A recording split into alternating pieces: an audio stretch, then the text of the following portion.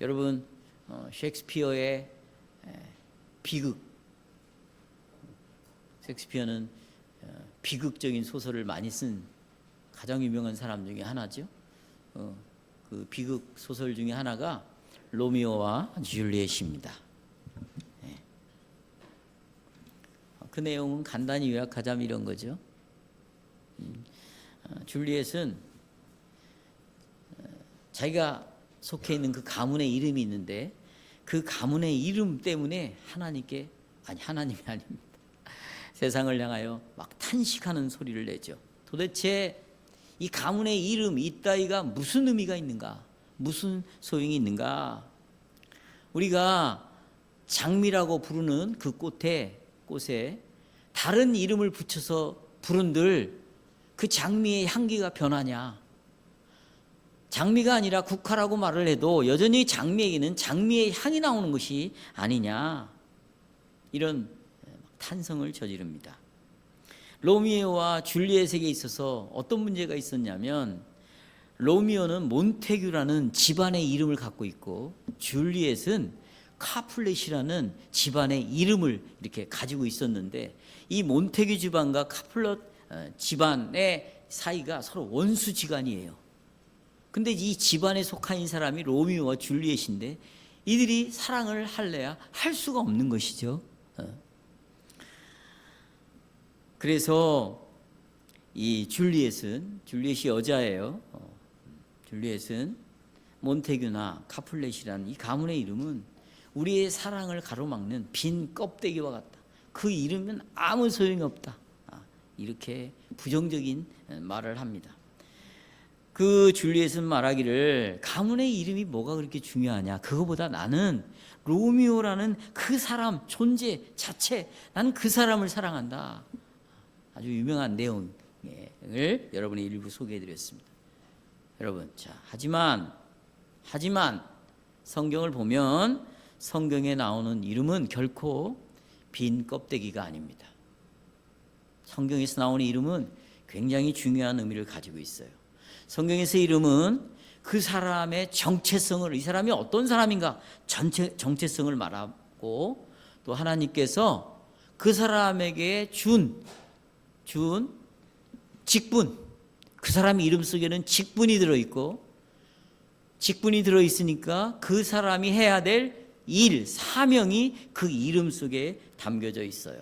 예를 들자면 하나님이 아담 또 하와라 하라 했을 때 아담과 하와라는 이 이름 안에는 이 사람들의 본질이 들어요. 사람의 본질, 정체성, 또 직분, 사명. 아담과 하와는 그 이름을 생각할 때마다 나는 어떤 일을 해야 되는가, 어떤 사역을 감당해야 되는가, 그 안에 담겨져 있는 거예요.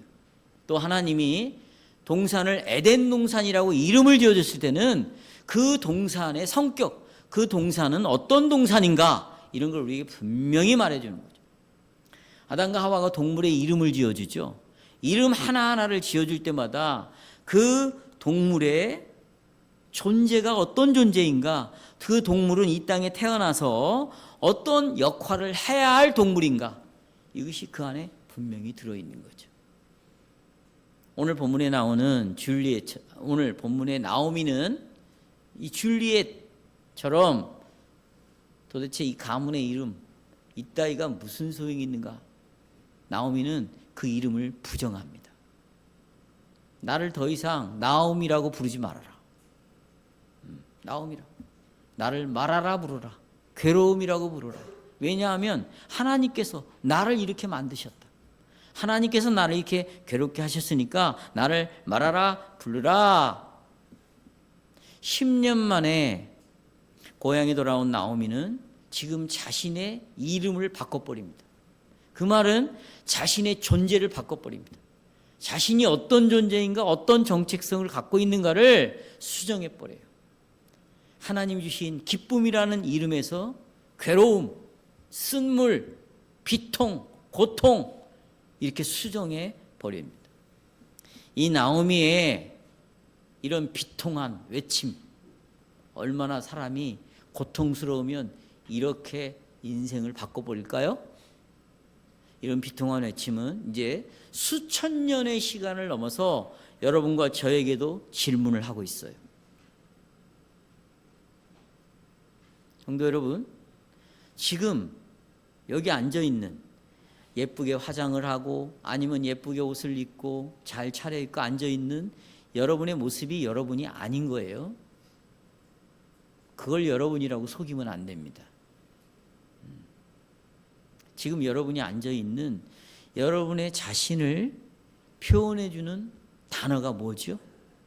어떤 단어로 여러분은 여러분을 표현하고 싶어요? 슬픔, 불행, 허전함, 외로움, 날마다 일어나는 갈등, 허무? 어떤 단어로 여러분의 자신을 표현하고 싶습니까? 우리는 참 인생이라는 광야를 지나면서 수많은 사건들을 경험하죠. 질병이 덮치기도 하고, 또 가난의 냉기가 이 뼛속 깊이까지 스며들기도 하고, 또 직장에서 실직을 당하고, 직장을 또 옮겨 다니고, 사업에 실패를 하고, 여러 번 시험을 치렀지만 시험에서 탈락하기, 낙방하기도 하고, 또 시간이 돼서 직장에 은퇴하기도 하고, 또 가장 소중한 사람을 먼저 떠나보내기도 하고, 또 행복하게 살기를 원하는 가정에서 수많은 갈등이 일어나고 갈등을 경험하고, 직장에서는 치열한 전쟁을 치르기도 하고, 이런 것들을 다 보면 어떻게 보면 나오미보다 더 깊은 비통함을 우리가 경험하고 살아가고 있습니다. 그렇죠? 그러나 우리는 여기서 우리는 멈추면 안 돼요. 더 계속해서 질문을 좀 해봅시다. 지금까지 살아오면서 여러분에게 닥쳐온 수많은 고통들, 비통함들, 괴로움들이 올 때마다 여러분들은 어떻게 반응을 보이셨나요? 어떻게 반응을 보이셨어요? 술을 드셨어요? 알코올로? 그래서 바우만 목사는요, 여러분, 알코올이라는 것을 우상으로 여기고 있어요. 신이다, 알코올은 신. 알코올을 계속 먹음으로 이 사람은 하나님 대신 알코올이라는 우상을 섬기고 있다. 바우만 목사는 그렇게까지도 표현을 했어요. 알코올입니까? 아니면 뭘로 여러분이 이 고난과 고통과 비참함을 볼 때 뭘로 풀었어요? 하루 종일 시간만 되면 드라마를 봅니까? 영화를 봅니까? 영상을 봅니까? 아니면 방콕에서 아무도 만나지 않고 혼자 잠을 그냥 잡니까?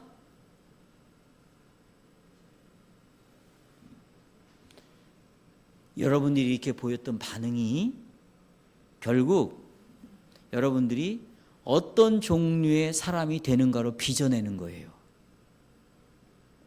지금의 여러분은, 지금의 나는 그동안에 내게 부딪혔던 수많은 문제들로 인하여 내가 보였던 반응들이 결국 나를 이렇게 만들어 놓은 거예요. 누구 때문이 아니에요. 내가 스스로 그렇게 나를 만들어 가는 것이죠. 대부분의 사람들은 자기네들 인생이 자기가 바라는 대로 흘러가지가 않아요. 흘러가지 않기 때문에 곧바로 자기가 원하는 대로 흘러가지 않으면 기쁨, 나오미를 잃어버리고 자신을 아주 비극의 주인공으로 만들어 놓아버립니다. 그게 마라라는 이름으로 딱 가지고 살아가는 거죠. 인생은 이제 끝났다.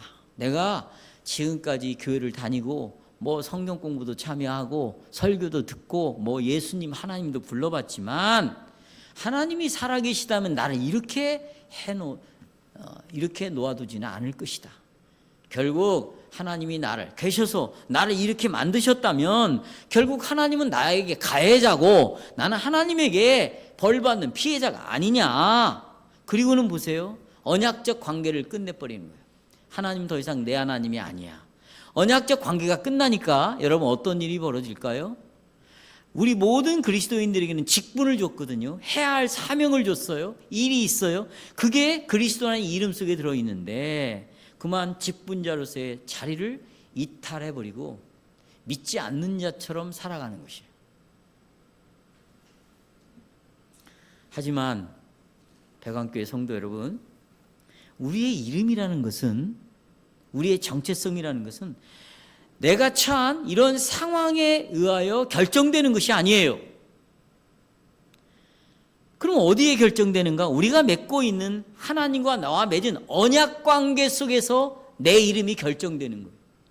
그러면 언약 관계라는 건 뭐예요?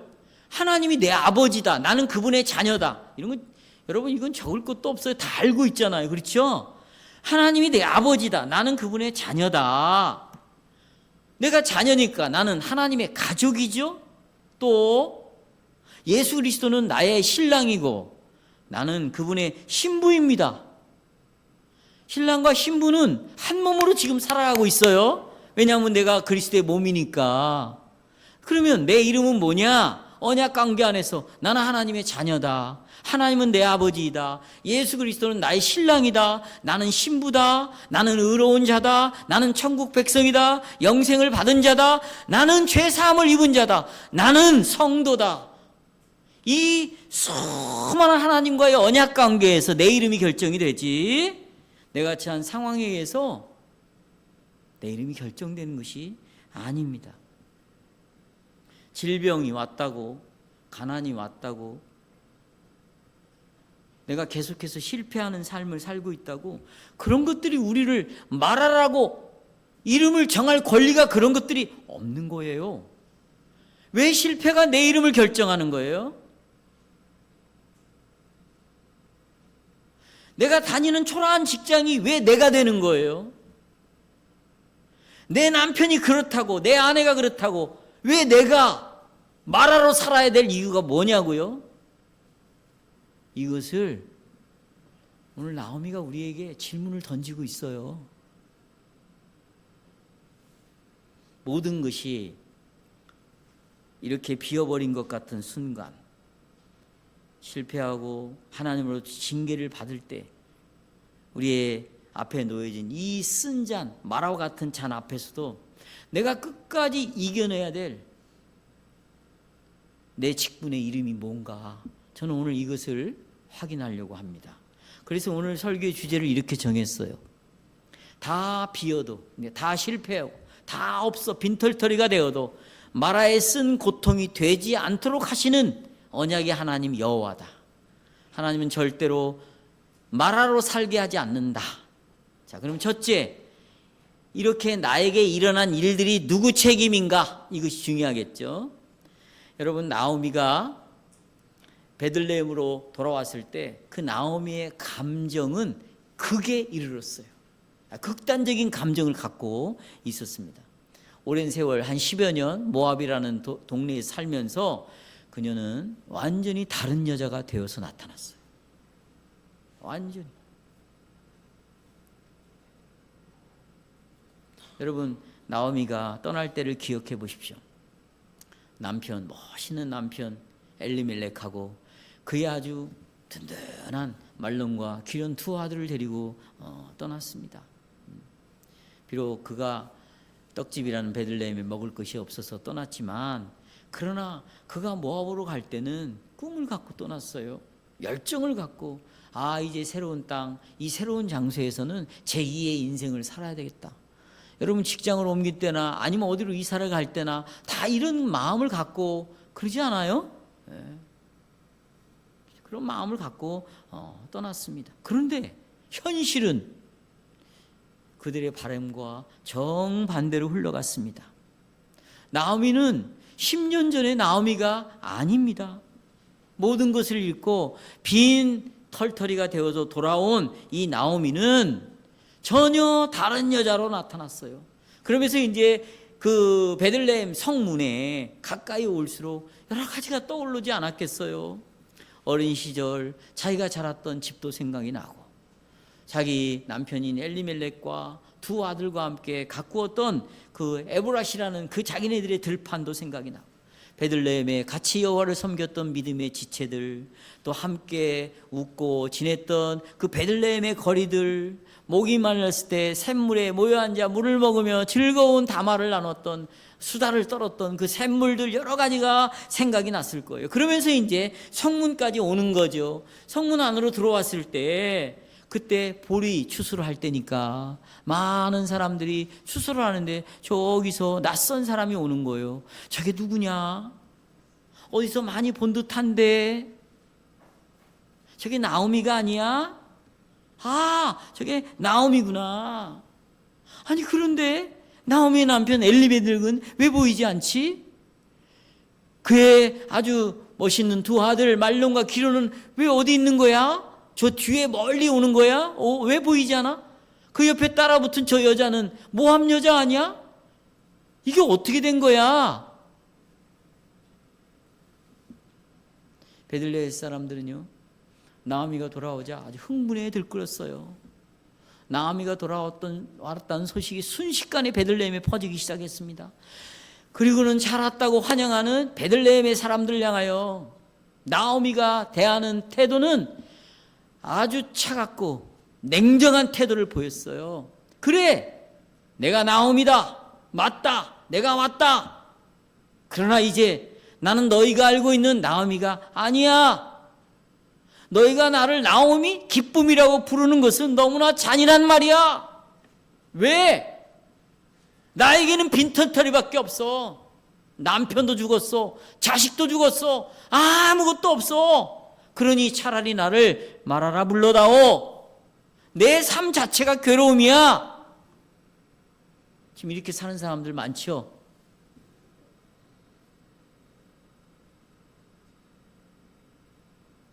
난 나갈 때는 성경에 보세요. 풍족하게 하고 나갔다. 그러나 하나님께서 나를 괴롭게 하심으로 빈털터리로 돌아오게 하셨다. 하나님이 이렇게 하셨다. 그러니까 나오미는 자신이 지금 겪고 있는 이 고통이, 책임이 어디에 있는지 명확하게 알고 있어요. 그래서 1장 20절 21절에 보면 전능하신 분이 나를 괴롭게 했다. 또 13절에 보면 하나님께서 나에게 이런 형벌을 내리셨다. 그러니까 자기 인생에 일어난 이런 비극이 어떤 우연이 된 것도 아니고 이것이 나의 운명도 아니라 하나님의 섭리로부터, 손길로부터, 하나님으로부터, 주권으로부터 허락하셔서 생긴 일이다. 얼마나 이게 멋있는 말이에요. 그래서 우리 신앙 고백도 그러잖아요. 비와 가뭄, 성공과 실패, 이 모든 것들은 누구로부터 왔다? 하나님부터 왔다. 우리 나오미도 똑같이 신앙을 고백을 했어요. 그런데 나오미가 지금 이 모든 것들, 전능하신 분이 나를 괴롭게 해서 하나님으로부터 온 것이다 라는 이 고백을 잘 살펴보면 여기에는 큰 문제가 있음을 발견할 수 있어요. 과연 나오미가 이 모든 것이 하나님께로 왔는데, 그런데 자기를 말하라고 불러라 했을 때 과연 이의 신앙이 올바른 신앙이었는가? 올바른 신앙이었는가? 복음지 진영에서 쓴 많은 주석가들은 이 룻기 주석을 읽어보면 나오미를 굉장히 극찬합니다.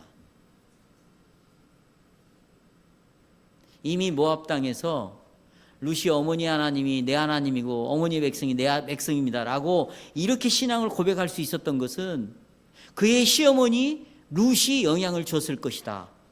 그리고 룻은 여기 지금 돌아오는 과정에서도 자기가 얼마나 비참한 존재인가를 솔직히 인정하고, 그리고 그 원인이 하나님이 허락하셔서 된 것이다. 이런 놀라운 신앙 고백을 한다. 복음주의 진영에서는 대부분 그렇지만 이 개혁교회에 속한 신학자들이나 목사들은 이렇게 해석하는 사람들이 아무도 없습니다. 오늘도 보세요. 우린 여기 다 속아 넘어갑니다.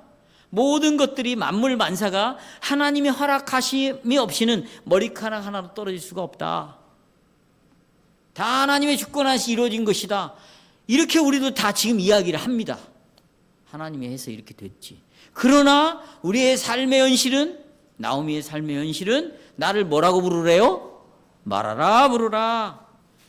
정말 나오미가 하나님의 주권 속에서 하나님이 자신을 괴롭게 하고 이런 것들을 허락하셨다면, 이것이 하나님으로부터 내려온 징계라면 자기를 말하라 이렇게 부르는 것이 과연 정당한 신앙의 반응일까요, 여러분? 하나님으로부터 왔는데 나는 죽겠다, 못 살겠다, 비통한 자다, 슬픈 자다 라고 말하는 것이 맞냐 그 말이에요. 맞지 않아요. 나오미의 몇 가지 중대한 결핍이 있어요. 문제가 있습니다. 첫째 보십시오. 나오미는요 회개를 하지 않았어요. 여러분, 나오미가 베들레헴에서 모압으로 떠났던 것은 불신앙 때문에 떠난 거예요. 불신앙은 회개해야 될 문제죠. 룻은 단순히 모압으로 이민을 간 것이 아니에요. 하나님과의 언약의 자리, 그것을 스킬더라는 유명한 신학자는 초소라고 말했어요. 여러분, 군인들이 군대 가면 초소를 지키잖아요. 초소에서 망을 보는단 말이에요. 근데 이 스킬더 교수는 나오미는 초소를 떠난 탈영병이라고 표현을 하고 있어요. 그러니까 자기 직분을 버려버린 거예요. 자기가 감당해야 될 사명을 버려버린 거죠. 이걸 자가출교라고 말하는 거예요.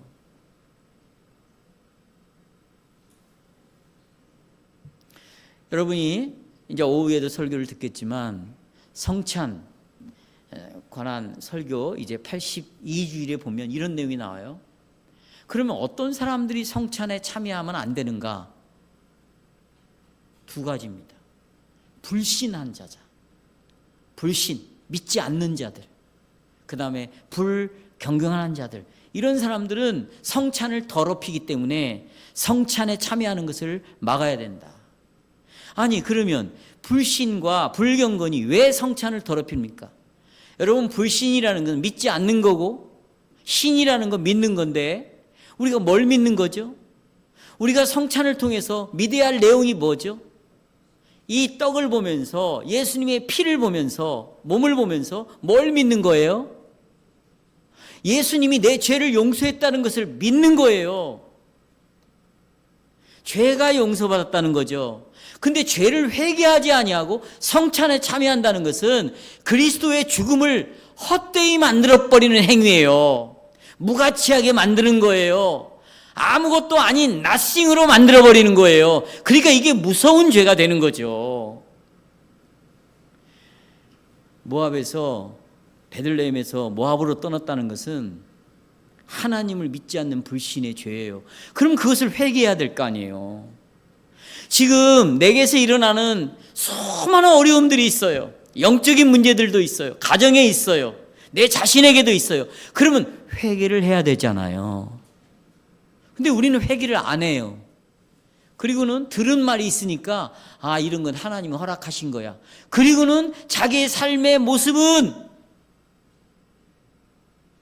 마라처럼 살아가는 거예요. 자기가 감당해야 할 직분도 감당하지 않아요. 하나의 지체로서 이 몸에 붙어서 적극적으로 은사를 나눠야 되는데 아주 이기적으로 자기만 생각하고 살아가는 거예요. 이유는 뭐예요? 회개하지 않고 살아가기 때문이다. 여러분, 회개한 적이 언제예요? 언제 내가 이렇게 된 것이 하나님이 허락하신 것인데 이게 바로 나의 죄 때문이다. 내가 불순종했기 때문이다. 내가 믿지 않았기 때문이다. 믿음이 없어서다. 내가 그리스도를 입으로는 자랑하지만 실제로는 부인하는 삶을 살았구나. 그래서 이런 일이 우리 가정에 일어났구나. 내 아내에게, 내 남편에게 일어났구나. 내 자식들에게 이런 일이 일어났구나. 그렇게 하나님 앞에 이 문제를 끌어안고 진심으로 내 죄를 용서하신 그분 앞에 이 죄를 슬퍼하고 이 죄 때문에 아파하고 내가 지금까지는 넘어졌지만 다시는 돌아오리라, 다시 죄에서 일어나리라, 이렇게 결단을 한 적이 언제냐고요. 이것이 나오미에게는 없었어요. 그러면 죄를 회개하지 않으면 보세요. 그 다음에 어떤 일이 벌어지는 줄 알아요? 자기 옆에 하나님이 은혜를 주셨는데도 은혜가 보이지 않아. 지금 여러분, 나오미 곁에 목숨을 걸고 따라온 여자가 있어요. 그게 룻입니다. 룻은 하나님이 주신 은혜예요. 은혜가 옆에 있음에도 불구하고 은혜가 아무것도 아닌 거예요. 룻이 아무것도 아닌 거야. 이깟 며느리가. 과부가 되고 자식도 없는 이 여자가 나에게 무슨 도움이 되겠냐? 회개하지 않고 영적인 눈이 어두워지면 보세요. 우리 곁에는 은혜가 차고 넘치는 거예요. 아까도 말씀드렸어요. 예수님이 나의 신랑이에요. 이 신랑은 결코 신부를 버린 적이 없어요. 신부를 위해서 자기 목숨을 십자가에 내어줬어요.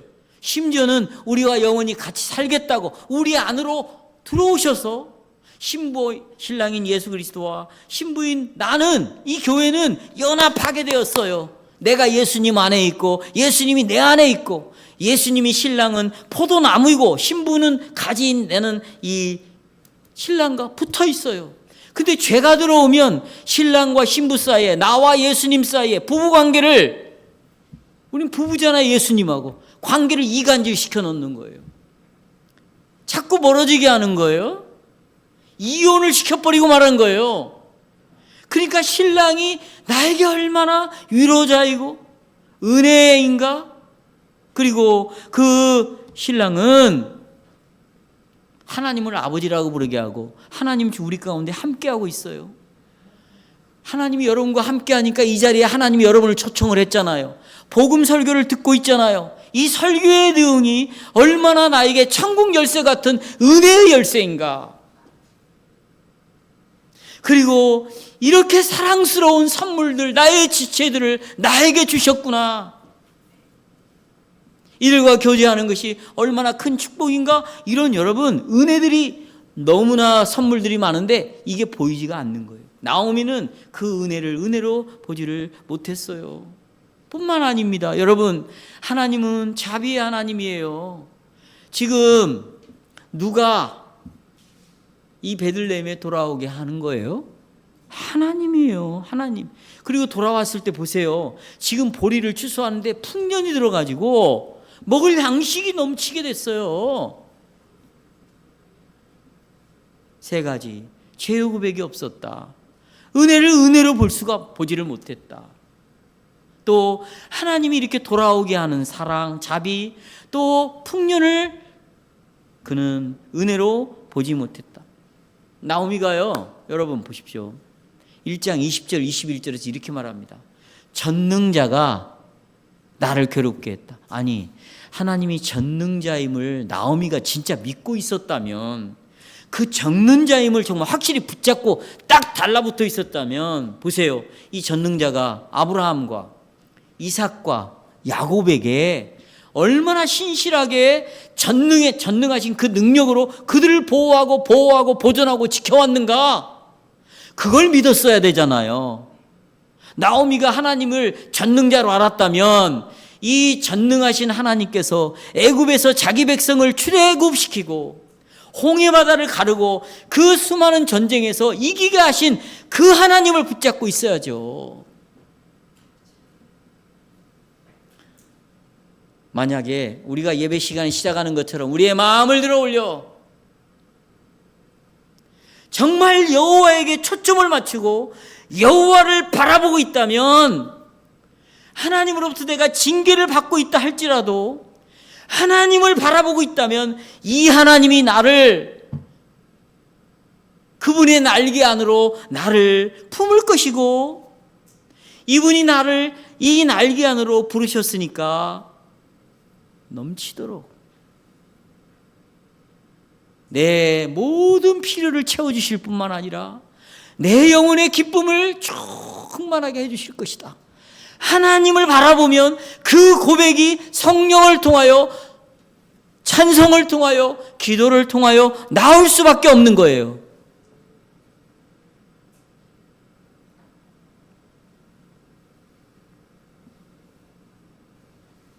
과연 내가 이렇게 된 것이 누구의 책임인가? 두 번째, 그럼 우리의 이름은 무엇인가? 여러분, 비록 나오미가 좀 신앙에 좀 부족해서 지금 이런저런 이야기를 하는데 참 여러분 동감이 돼요. 동감이 됩니다. 그러나 내가 이렇게 주저앉고 싶을 때, 야, 너희들 나를 지금부터는 말하라 불러라, 이렇게 말을 해야 됩니까? 여러분, 이런 상황에 놓여 있을 때 우리는 정말 주의해야 될 것이 있어요. 내가 녹초가 되고 희망이 보이지 않고 신앙의 영적으로 좌절이 올 때, 아무것도 할 수 없다고 느껴질 때 우리가 유일하게 할 수 있는 일은 고개를 들어 올리셔야 돼요. 마음을 들어 올려야 돼요. 그리고 여호와를 바라보셔야 돼요. 내 입에서 기도가 나올 수 없을 정도로 좌절과 실망감에 빠져 있을 때 우리는 고개를 들어 올려 하나님 보좌 우편에 계시는 나의 구속주, 지금도 나를 위하여 중보의 기도를 하시는 예수 그리스도, 성령을 보내셔서 지금도 예수 그리스도의 몸과 피를 내 생명의 음료와 양식으로 계속 공급해 주시는 그 예수 그리스도를 우리가 기억해야 돼요. 나오미는 자기 자신을 말하라 불러달라고 했지만, 여러분 보세요. 만약 나오미가 이 말하라는 이 지명의 역사를 알았더라면 절대로 자기 이름을 마라로 선택하지 않았을 것이에요. 아까 우리가 읽었잖아요. 출애굽기 15장에 이스라엘 백성들이 광야의 여정을 가다가 마라라는 곳에 도착을 했습니다. 이 마라라는 도시의 이름은, 이 지역의 이름은 쓴물이라는 말이에요. 왜냐하면 거기는 물이 쓴 물인가 봐요. 그래서 그 지역의 이름을 쓴물이라고 했습니다. 그러니까 이스라엘 백성들이 하나님께 원망을 했죠. 하지만 하나님은 그들의 원망을 들으면서도 나는 너희의 여호와다, 나는 너희의 구원자다, 내가 너희를 책임지고 여기까지 왔지 않냐, 내가 보호하고 보존하는 여호와가 아니냐, 전능하신 하나님이 아니냐, 우주를 창조하신 분이 아니냐, 내가 너희들을 구원한 구원자다. 그리고는 이 마라의 쓴물을 뭘로 바꿨어요? 단물로 바꿨어요. 그러면서 하시는 말씀이, 따라서 하세요. 나는 치료의 하나님이다. 그거예요. 치료의 하나님. 하나님은요, 여러분, 이 마라의 쓴물을 쓴물로 내버려 두시는 분이 아닌 거예요. 마라로 내버려 두시는 분이 아닌 거예요. 하나님의 백성에게는, 여러분, 하나님의 백성에게는 하나님이 함께 하시는 한 절대로 캄캄한 마라는 존재하지 않습니다. 하나님은 항상 내가 고통을 겪을 때 거기에 함께 하세요. 나오미는 자신이 빈 털털이다 주장을 했지만, 여러분, 하나님께서는요, 이 나오미에게 채우기를 시작하는 거예요. 채우기를. 나오미가 비어있다, 아무것도 없다, 사실이지. 남편도 없고 두 아들도 없고. 왜? 하나님이 나오미를 비게 하셨어요. 그러나 비게 하신 분이 하나님이시라면 채우는 분도 누구예요? 하나님이신 거예요. 여호와께서는 이미 나오미를 복으로 채우기 시작하셨어요. 왜요? 베들레헴에 도착했을 때 보리 풍년이 들었어요. 그리고 그 나오미 곁에는 나중에 베들레헴의 여인들이 7 아들들보다도 낫다고 칭송한 룻이 나오미 곁에 있었어요. 그렇다면 나오미는, 여러분, 이렇게 말해야죠. 그래, 나는 나오미야. 나는 지금 빈 털털이야. 나는 완전히 비어 있어. 왜? 하나님께서 나를 사랑하시기 때문에 사랑하는 자녀에게 책짓기를 한다고 나에게 징계를 내리셨다. 그 결과로 나는 이렇게 비통하게 되었다. 하지만 전능하신 하나님께서 나를 돌아오게 하셨다. 아버지의 집으로 돌아오게 하셨다. 나는 여전히 하나님의 자녀이고, 나의 아버지는 아브라함에게 하신 것처럼, 이삭에게 하신 것처럼, 이스라엘 백성들에게 하신 것처럼, 그리고 초대교회 하나님의 백성들에게 하신 것처럼, 그리고 우리 부모들에게, 신앙의 부모들에게 하신 것처럼, 하나님은 나에게도 동일하게 이 비어있는 곳에 하나님의 말씀으로 채워주시고 성령으로 채워주시고 교회의 이 부유함으로 나를 채워주시고 내 영혼과 육신에 필요할 것을 채워주신다. 나는 그 자리로 돌아왔다. 이제 이렇게 말해야죠.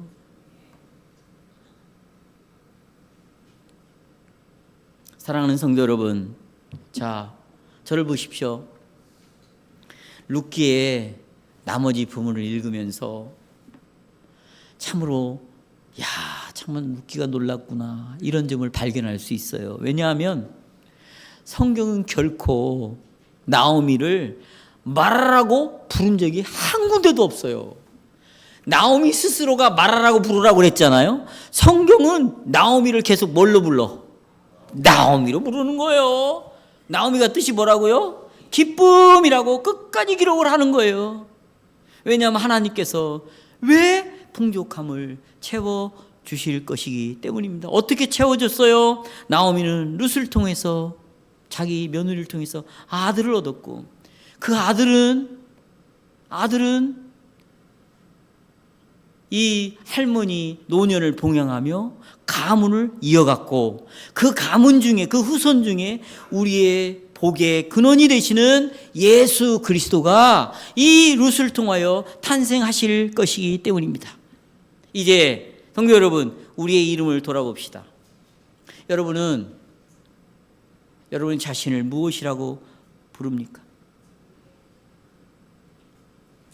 변변치 않은, 직장도 없이 변변치, 또 직장을 다닌다고 해도 희망이 보이지 않아, 뭐 등등등등 뭐라고 말해야 될지 모르겠어요.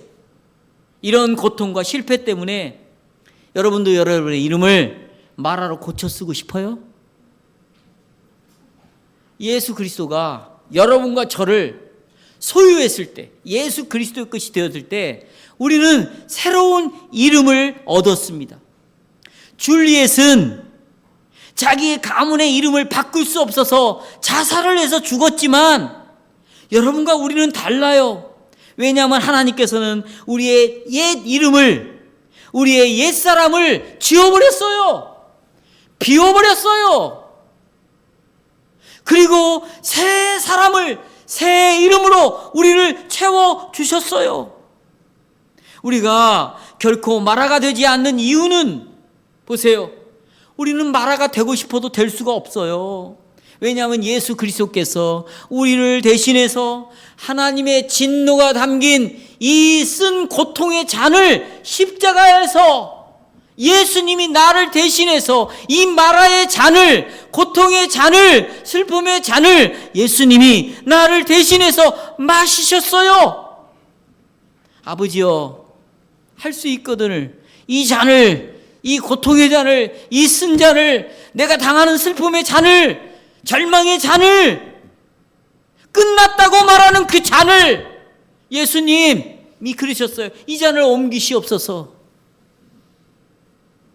그러나 내 뜻대로 마옵시고 아버지의 뜻대로 하시옵소서.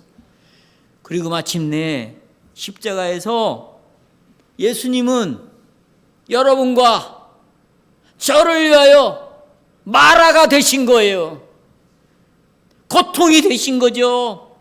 그래서 여러분, 더 이상 여러분과 나는 이 마라의 노예가 아닙니다. 마라가 우리를 지배할 수가 없습니다.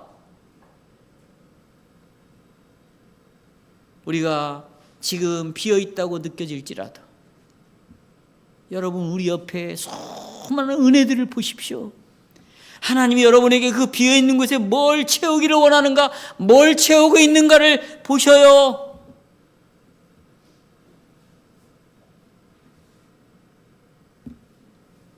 사랑하는 성도 여러분, 이름이 대체 무슨 소용인가 이렇게 말하지 마십시오. 우리의 이름은 소중합니다. 우리는 기뻐하는 자예요. 여호와께 복을 받은 자예요. 이 비통이 여러분을 더 이상 삼키게 하지 마십시오. 세상은 우리를 비었다고 조롱할지 모르지만 우리는 그리스도 안에서 모든 것을 가진 자입니다. 이 믿음의 소망을 가지고 우리의 쓴 인생을 단물로 바꾸시는 전능자 하나님을 영원히 찬송합시다.